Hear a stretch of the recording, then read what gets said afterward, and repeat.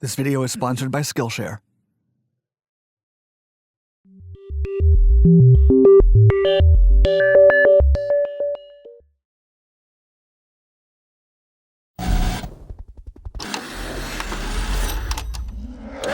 A mourning family. One morning in 1993, a local Vietnamese farmer was making his way to his rice paddy when he ran into his wife and 3 children. The encounter was unexpected, as his family had perished during a massacre in 1968 when their village was attacked and their house burned down. During what the Vietnamese remember as the American War, many rural communities considerably suffered due to the conflict's unforgiving brutality, and they found refuge in their faith and spiritual traditions. Many places that witnessed fierce battles were believed to be inhabited by the roaming, grieving ghosts of those who perished. During the years that followed the war, many families reburied their loved ones in family graveyards instead of the shallow tombs put together in the past. The local farmer's wife was sitting on a rock when she appeared to him and gave him a scornful glance. The kids hid behind her, probably frightened that their parents might get into some sort of fight. The apparition happened where their old house was located, and the villager took this as a sign that it was time to rebury his family's remains. The farmer immediately collected his savings from selling coconuts and even negotiated a loan with a neighbor. But suddenly, a wealthy businesswoman that was related to his wife arrived from a distant city and offered him help with the costs. On the day of the burial, the lady told the visitors that the family had appeared to her in her dreams, and the mother urged her to go to her home, giving credence to the old belief that spirits remain here to help their loved ones with unresolved businesses. We at Dark 5 love Skillshare because it's curated specifically for learning, meaning there are no ads, and they're always launching new premium classes so we can stay focused and follow where our creativity takes us. To keep bringing you dark stories on Dark 5, it's important for us to stay organized and on task. Skillshare's Productivity Masterclass, Create a Custom System That Works, taught by YouTuber, author, and entrepreneur Thomas Frank, gave us tips on creating a simple, customized productivity system to improve our workflows. To check out this course or thousands of others, be one of the first 1,000 people to click on the link in the description below and receive a 1-month free trial of Skillshare. So you can start exploring your creativity today.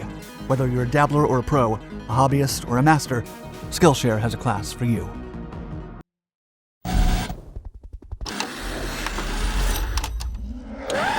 Rock apes. Many U.S. soldiers reported seeing human-like apes in the Vietnam wilderness that attacked them. In fact, such sightings were prevalent among the Viet Cong and North Vietnamese Army, and an expedition was organized in 1974 to capture or kill one of these rock apes.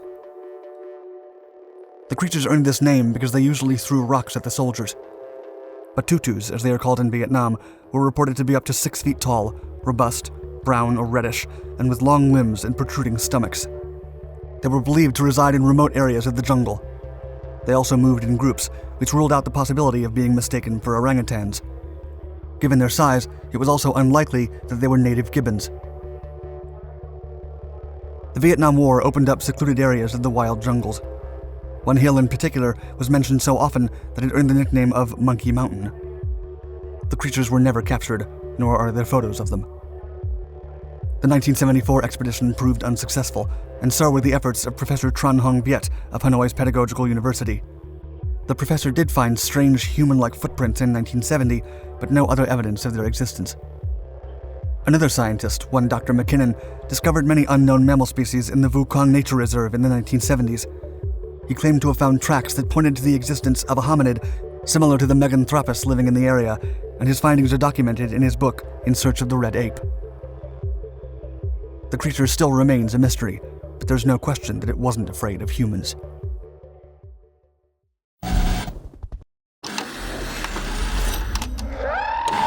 Jungle Ghouls.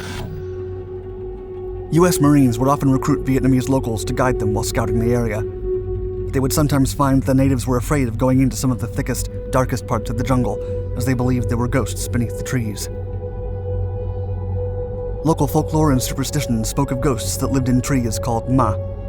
Indigenous people from the mountains warned the American troops that they would find reanimated corpses waiting for them among the vegetation, but the Marines dismissed the advice. However, in 1965, some troops reported seeing ghostly silhouettes that moved through the jungles in inexplicable fashion. Other reports described black-eyed creatures with sharp fangs that kidnapped soldiers and devoured them. One story even described the creatures as bulletproof. Whether it was day or night, the corpses were said to revive and attack the troops. But the jungle's dense triple canopy prevented any beam of sunlight from breaking through, and they were never properly seen. Still, the military's top brass decided to do something about it, and it's believed that they initially developed Agent Orange and napalm for this purpose. The Marines would then go into the wilderness armed with flamethrowers and finish the job.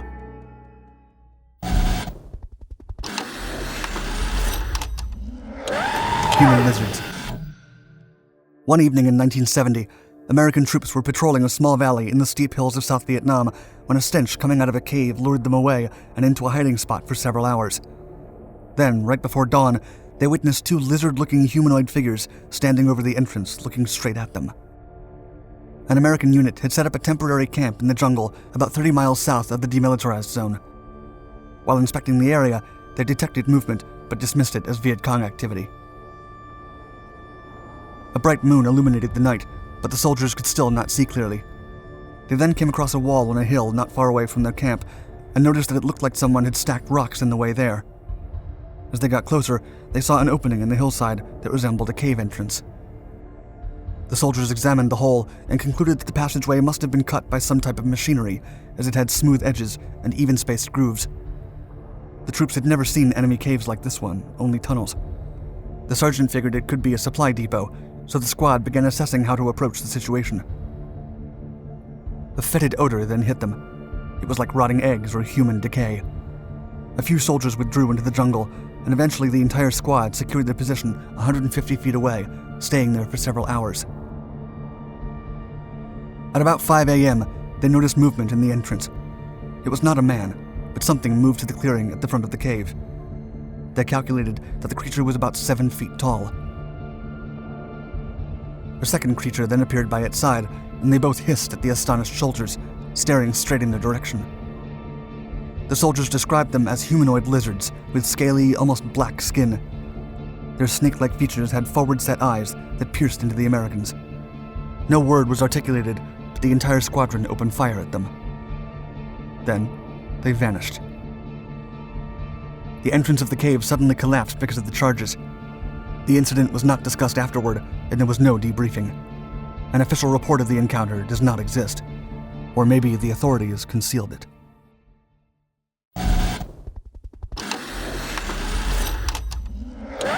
Long time no see. On a summer night in 1967, William Constantini was walking home when he ran into an old friend from high school, Gerald Lawrence Fox. They hadn't seen each other in over 2 years, but William was exhausted and lowered his face, pretending not to see his friend. He would later find out that he had just seen a ghost. After a grueling workday in Manhattan, William got off the Pelham Bay line and headed to his parents' apartment in the Bronx. On his way home, he passed Gleason's funeral home across the street from St. Helena's Church, where the young men used to go as boys. William suddenly made out a lone figure heading towards him. Although it was dark, he was convinced that the man approaching him was his friend, Jerry Fox. William hadn't seen Jerry since their high school graduation from St. Helena High School in 1965, but he figured there would be time to talk another day, and just passed him by. As he got home, William found his mother on the phone. She was talking to another one of his friends, John Cloughy. She looked at him and handed him the phone. On the other side of the line, John told William to take a seat. Quote, "I have bad news. Jerry Fox was killed in Vietnam. His body is in Gleason's funeral home. He'll be waked there tomorrow." Thank you for watching my video. Don't forget to subscribe to our channels for more exciting mysteries, and hit the bell icon to get notifications about new content. And while you're at it, let us know in the comments below if you have ever had a paranormal encounter.